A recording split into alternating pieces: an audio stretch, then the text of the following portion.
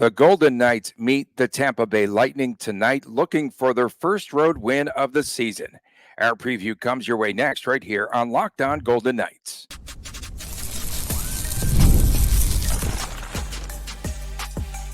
You're Locked On Golden Knights, your daily podcast on the Vegas Golden Knights, part of the Locked On Podcast Network, your team every day. Well, hi again, everyone. Tony Cardasco and Chris Golick from Las Vegas. Thanks for making us your first listen every day. You can find us wherever you get your podcast, and please make sure that you subscribe to our Locked On Golden Knights YouTube channel. We are brought to you today by Gametime. Download the Gametime app. Use the promo code LOCKEDONNHL for $20 off of your first purchase. Terms do apply.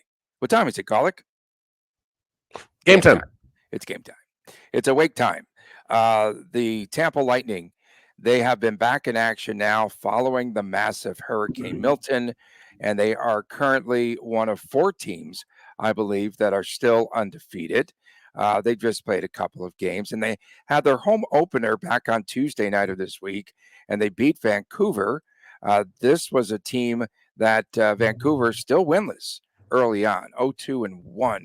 I believe in the final count was 4-1. Tampa, Nikita Kucherov, 4 goals already this season.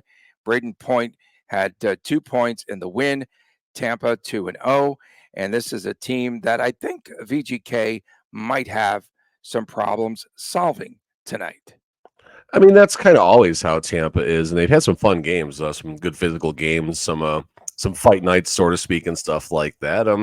Tampa, I mean, obviously a little bit different without Stamkos, but you still got Kucherov and Hedman, Braden Point. You got Jay Gensel down there as well to kind of hopefully take care of the void that was left behind from Stamkos. So definitely still a tough team. Vasilevsky obviously in net, so certainly a team that has, they believe they can be a Stanley Cup contender, and obviously John Cooper is still coaching him.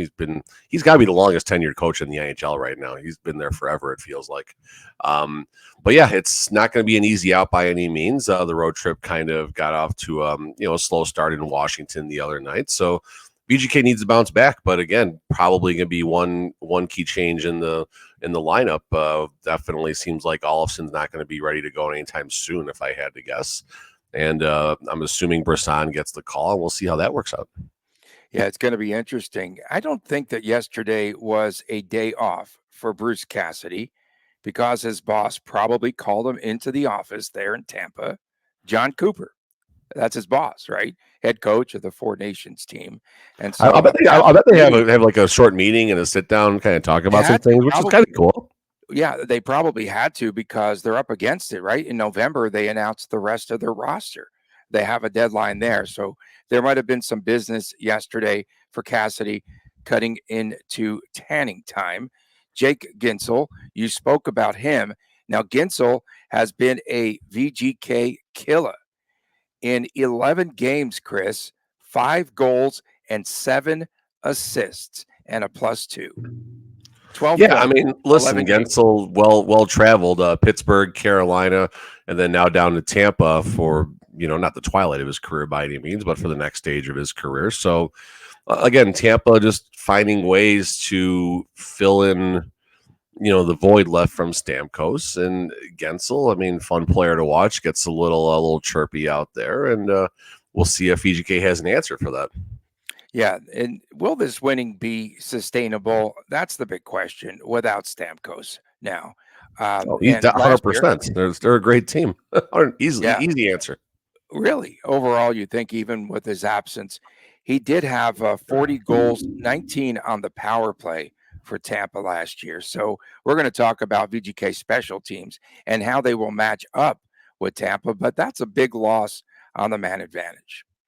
Oh, no doubt. Stamkos is a big loss on the man advantage. We'll talk about VGK special teams in a little bit. But listen, Stamkos, I mean, kind of like Marchessault there for such a long time. But the Stamkos situation got a little bit uglier like during the season. If there's a positive about the Marchessault situation, it didn't play out really until the offseason. You kind of saw the writing on the wall when Hanifin received his extension, but at least it didn't seem like a distraction where the situation with Stamkos, I don't think there's a lot of ill will necessarily between management and Stamkos, but there was definitely it played out a little bit publicly during the season. And I'm kind of surprised that Stamkos actually finished last season and started last season as a member of the Tampa Bay Lightning. And it took as long as they did to get a trade worked out there. Yeah. And again, you're facing tonight Andre Vasilevsky, one of the best in the game. Had some key saves. I watched the Carolina game.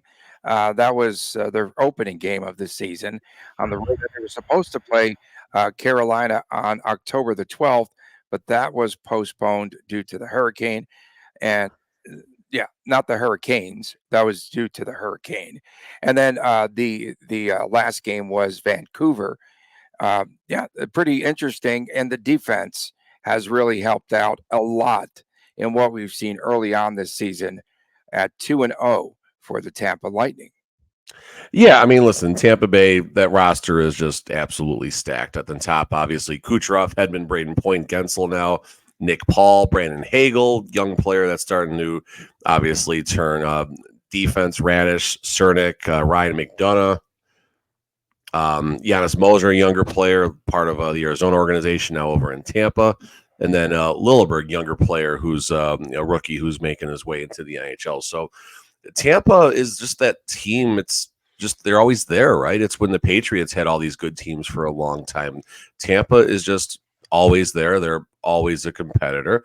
You can lock them in for probably third place in the Atlantic Division before in game number 3 of the regular season. That's probably how things are going to play out. They'll probably come in behind Florida and Toronto, if I had to guess how the Atlantic's going to play out. And then, no one's going to give any respect to Tampa in the first round. They're probably going to be up plus, 190 or something like that against another really good team in the Atlantic. And they're probably going to come out of the first round and beat the Toronto Maple Leafs, right? That's how that seems to go. That's how things seem to go. Obviously, Boston could be a player in that top 3 as well. But that's just that's what being a Tampa Bay Lightning fan for the last 8 years has been about. Second or third in the Atlantic, and okay, here's a Stanley Cup. Okay, well, close. Here's a Stanley Cup. And yeah. In the sandwich game tonight, does VGK go with Samsonov? Sandwich game, middle game. I don't know. That was I don't know. I was actually having a conversation with someone this morning about that. And trying to figure out who the starter. Why wouldn't it be Samson? I think because the Golden Knights play Saturday, and then there's and then there's a short break. So you think all three, Aiden Hill? No, God, no. I think Sammy goes on Saturday against Florida. There's no way I would do that. I would not do that against Florida. Well, Florida is the weaker of the 2 teams on this trip right now. Number one, Florida is beat up and it has a lot of injuries. That's the mindset. That's the mindset. If this was very dangerous. What's that? Very dangerous in the style that they play. Very physical. It's dangerous either way against both teams. I mean, you got 2 very tough offensive teams, but again, the backup is probably going to play against the weaker team. That's just kind of how things go. And right now, Florida is the weaker team, not because they're a bad team. They're the Stanley Cup champions and all that stuff. But Florida, I believe Brady Tkachuk and Alexander Barkov are both down right now. Yeah. So that's certainly going to play out. It could, as far as like the breaks and things like that go, it can go either way. I think this is a little better for Samsonov to do it like this, because then Samsonov goes Saturday and then probably comes back like in the third. I'm assuming VGK is a Thursday game next week. They're home. So they come back home, Tuesday and then Friday. So again, looking at the schedule, I am going to guess, again, we're guessing here. That's what we do sometimes. I'm going to guess that tonight it's going to be Aiden. Saturday it's going to be Sammy. Tuesday when the Vegas Golden Knights come back home, it ends up being Aiden.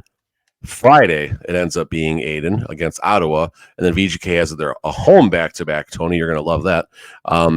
Saturday the 26th on the back end of the back-to-back, they roll back with Samsonov. So I'm looking at the week and a half ahead, not just tonight's game and the break schedule and stuff like that. Are you sure that Raphael Lavoie has not passed up Braden Brisson? Because Cole Schwint wasn't even in the picture. And is he going to stick? Is he going to be a regular starter? They seem to have a lot of affinity for him. Again, I'm not trying to be sarcastic or anything. Like I usually am.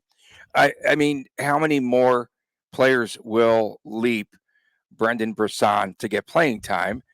Is Jonas Ronbjörk, do we know, is he even on the trip, or did they have any call-ups yesterday? I know Bruce cut into the tanning time and meetings all day yesterday, so maybe couldn't make some moves with his team. But I have not seen any news about call-ups or anything like that. If there was, I missed it. Someone can correct me, but they'll probably happen today if a call-up is going to happen. Brassan's been the forward scratch for the last couple of games. Played game one, and then he was scratched the last three. So Brisson is the only forward on the roster at the moment, but that's not to say something's going to happen. And as far as Brisson goes, it's very strange. Brisson, entire camp, he looks good on the offensive side. He looks really good on the offensive side of the ice right now. A lot of chances in the preseason, plays the first game, and all of a sudden, here comes Cole Schwindt in his 7 NHL games, bumping Brisson out. Now, it's not apples to apples. Schwindt is a center, and they're moving another player. I get all that. Fine, whatever. But still, Brisson goes through the entire camp, the entire offseason, gets one game, and then, he gets the old heave-ho. And again, he wasn't sent down in the American League. People are like, oh, it's his contract. That's why he went down. No, that's not what happened. He is a scratch right now. He is sitting on and up in the press box, doing his thing. So if it's not Brisson, that would be absolutely shocking, because you could go tick for tack here. Brisson can go right to that third line right wing, which has been Howden and Waugh. So you have two defensive specialists, I guess you can call it. They're not specialists, but two defensive-minded centers on one line. Tony, you love that. So Brisson can, be a little creative on the offensive side, knowing he's going to have two responsible players getting back. And then you could go Olofsson, or you could have Brisson take Olofsson's spot on that top power play unit.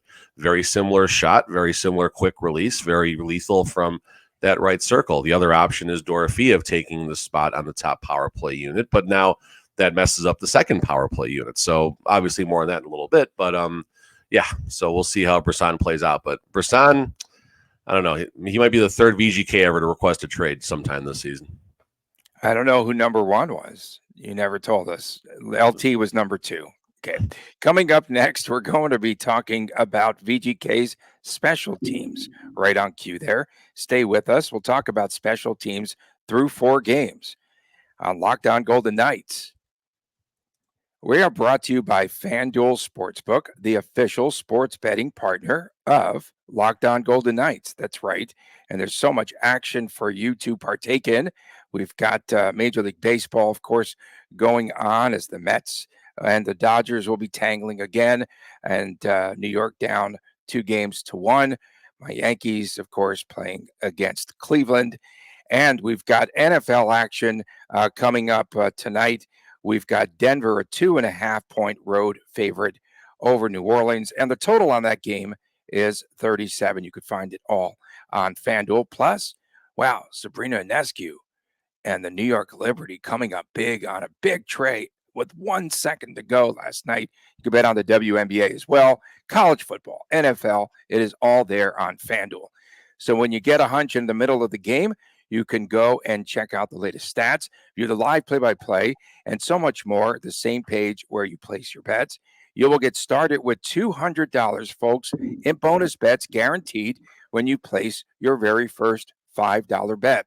That's FanDuel.com.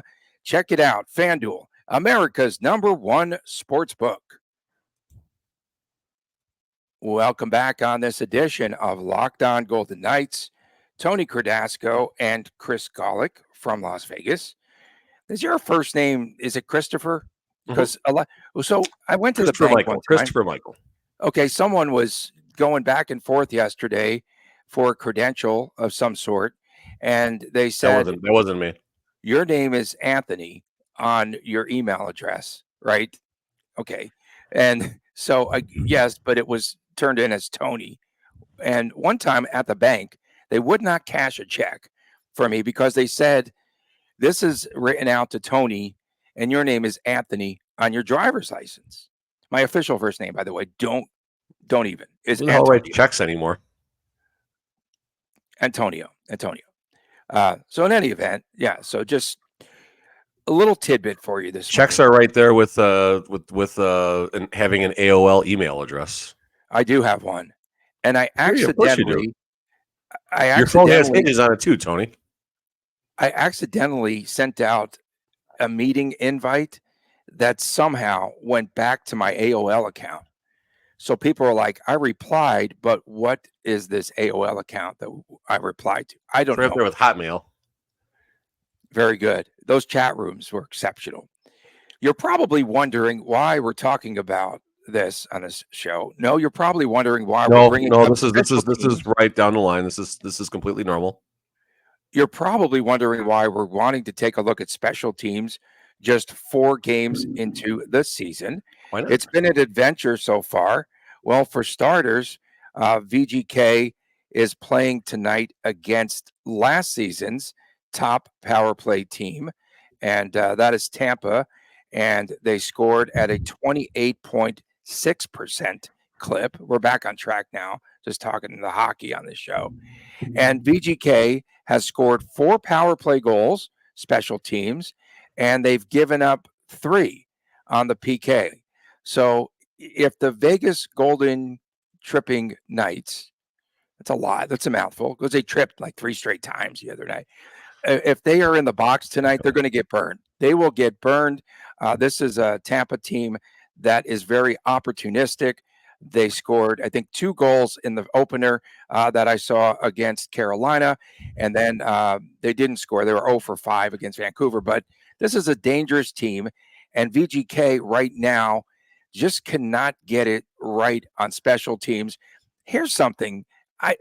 Let's talk about the structure of VGK's power play, because it still bothers me in that they don't shoot the puck as frequently as I feel they should. Watch the tempo of Tampa when they're on their 5 power plays tonight for tripping calls.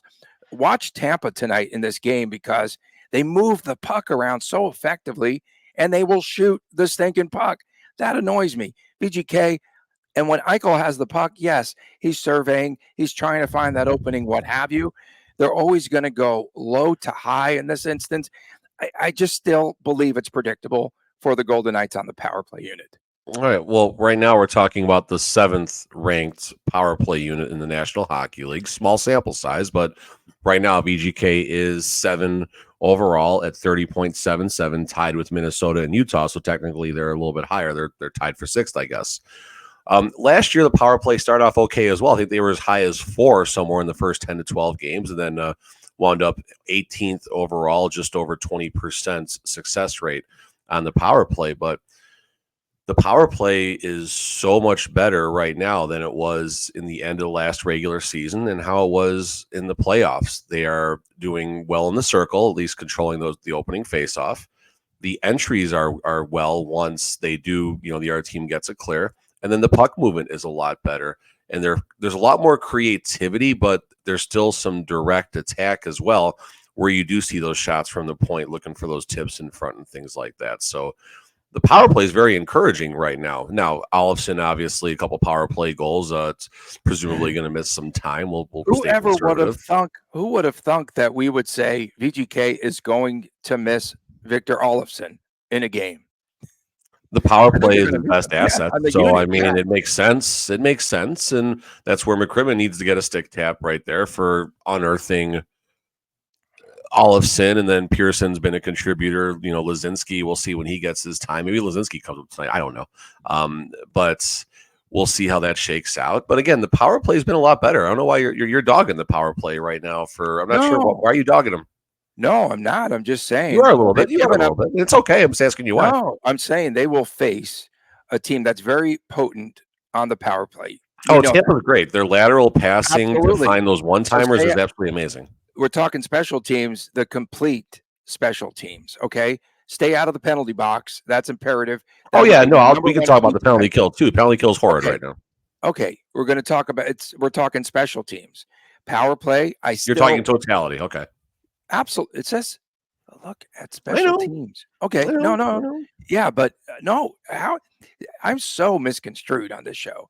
I'm not dogging anyone. You know what I'm dogging everyone. You're dogging the or power anyone. play, not special teams. The power play. The power play to me still looks slow. Okay, it's effective right now. They've scored 4 goals on the power play unit, but I just like the execution. We've also Tampa. hit like 6 That's posts, my- I think, on the power play this year. To be fair, okay, that's very fair. But this is the benchmark to me of how you execute the power play, and I'm so happy that these games will be at 4:00. Okay, take it from there. I'm not dogging anyone. No, and that's fair. I mean, listen, I stated I'm breaking them down singularly. You're talking about the big picture, and both are fine ways to look at it. So let's shift to the penalty kill and dig in a little bit. 27th overall, that's bad. Giving up 3 goals, their percentage overall is 66% as far as how poorly, if you will, they're killing things. And this is back to the growing pains of the defense right now. This is something that the defense needs to figure out. Last year, the Golden Knights looks like they were right around 18 as well. 20th, I think, overall as far as the kill wins. 20.24 success rates. So, yeah, I mean, I don't know. A lot needs to change right now because special teams usually go down as the season progresses. That's just, kind of how things go. And the Golden Knights defense, at least on paper, is too good to continue to have these growing pains. And you do wonder how much Cassidy is looking at this, starting with the penalty kill and everything. You're watching good killers out there making bad plays. I think Pietrangelo and Hanifin are the top are the first deep pairing. Again, if I'm wrong, someone can correct me, but there was at least in one of the goals where Pietrangelo loses a board battle. Hanifin cheats to the side of the net, I think it was Pierre-Luc Dubois was going to go behind the net, and Pierre-Luc Dubois makes a beautiful short side pass, and it was one of the power play goals that the Caps got against Adin Hill and the Vegas Golden Knights on Tuesday. So, those are types of things. Veterans getting their stick out of the primary passing lane, that's something that drives Cassidy nuts. Two seasons ago, it was one of the few times where Cassidy actually hung a VGK player out to dry in the presser. He made a comment about veterans not having their sticks in passing lanes.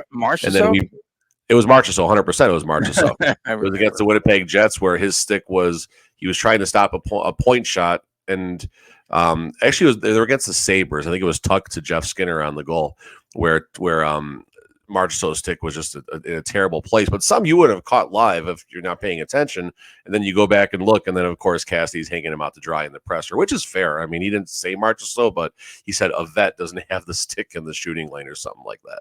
Oh boy, VGK could really use William Karlsson right now, who just runs over sticks. Who? And that Vegas Bjorn, that guy that's probably going to be on the LTIR. No, I'm just saying. Got to be coming, Tony. It has to be coming. I know people don't want to acknowledge that, but it has to be coming. I'm sorry. Tonight, I just feel you're going to see Cassidy countering with his players running over sticks, and they're going to get. Hold on, let me interrupt.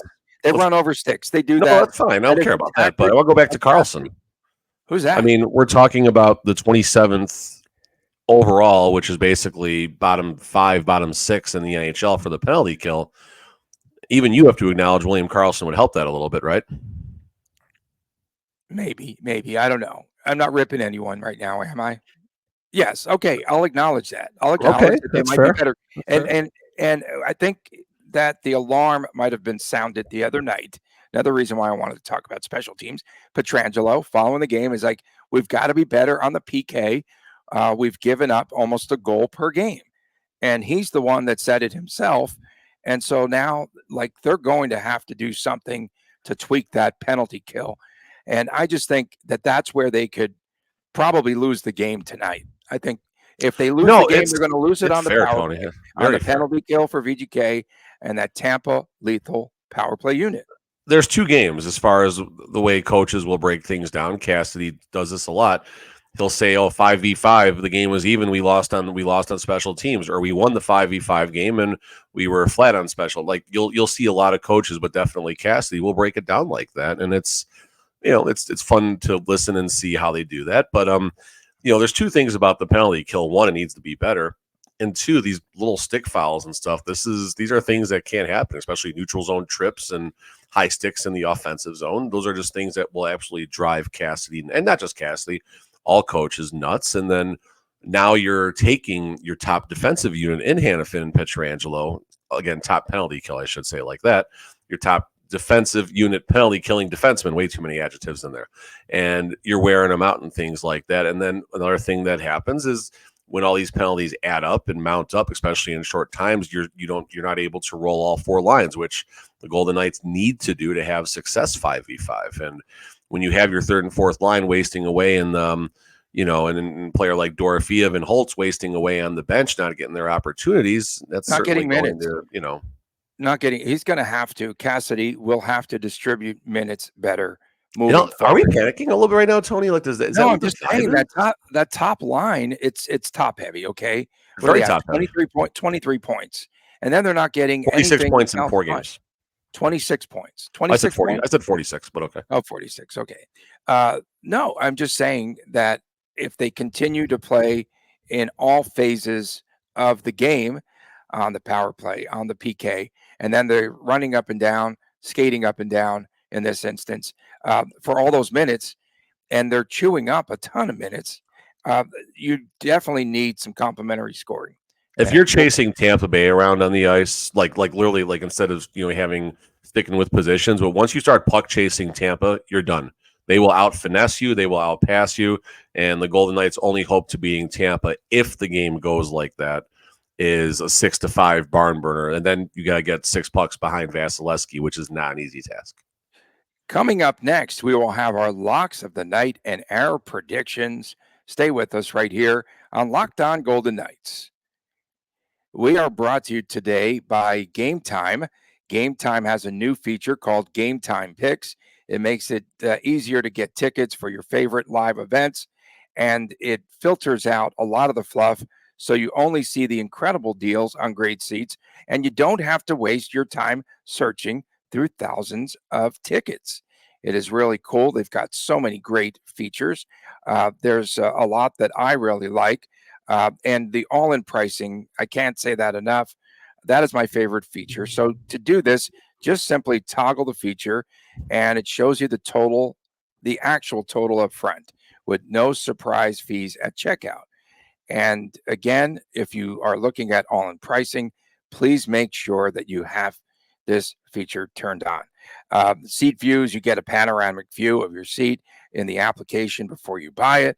Lowest price guarantee or Gametime will credit you 110% of the difference. And the ticket coverage, it's amazing. Your purchase is covered with one of the most flexible customer service policies in the ticketing industry. So take the guesswork out of buying tickets today with Gametime. Download the Gametime app, create an account, use that promo code LOCKDOWNNHL, and you will receive $20 off of your first purchase. Terms do indeed apply. Again, create an account. Use the redeem code Lockdown Golden Knights for $20 off. Download Gametime today. What time is it, Golic? Gametime. We are also brought to you today by PrizePicks. PrizePicks is the best place to get real money sports action. With over 10 million members and billions of dollars in awarded winnings, PrizePicks has made daily fantasy sports accessible to everyone. And you can just pick 2 or more players for your shot to win up to 100 times your cash. Run your game all season long on PrizePicks. It's the best place to get real money sports action. I got to tell you, they invented something called the flex play, which means that you can still cash out if your lineup isn't perfect. You can double your money even if one of your picks doesn't hit. What if they get scratched like Brendan Brisson every night? Sign up today. Get $50 instantly when you play $5. That's right. You don't even need to win to receive your $50 bonus. It's guaranteed. PrizePicks also offers weekly promotions that can lead to big payouts like Taco Tuesday. Each Tuesday, PrizePicks will be discounting select player predictions, promotions, projections up to 25% to provide more value to all of you in your lineups. And it is a definite focus right there on PrizePicks. It's the best way to win real money this football season. Which players are you going to take? Which ones are you going to avoid? Make your picks in less than 60 seconds and turn your sports opinions into real money today. All season long, check it out on PrizePicks. Welcome back on this edition of Locked On Golden Knights. Tony Cardasco and Chris Golick and Chris Jr. checking in today. And I thought maybe you left me with that long read again, Golick, I stayed awake. I drank a lot of coffee, and we were having a conversation. Oh, okay. We got little Chris in the house. hopefully his studies are going well, and hopefully he's still Oh, wearing he's that doing great. guardian cap. Both kids Okay. doing great in school. He likes the math, right? He likes math. Yeah. Yes. Do- Get over it. Close. What's your favorite class other than gym? Right now, writing. Writing. Okay. Oh, that's right. You do like to write, and you have the journal, which is really cool that you each and every VGK game, right? You write Yeah. into your journal, which I think is Yeah. really good. Little Chris, we're going to let you go first because you got to get to school. So give us your picks, give us your locks of the night, and your prediction for VGK versus Tampa. Not the best performance by Vegas on Tuesday, so I'm going to go 4-3 Tampa in overtime. In overtime. Okay. Do you have any players that you think might score for the VGK?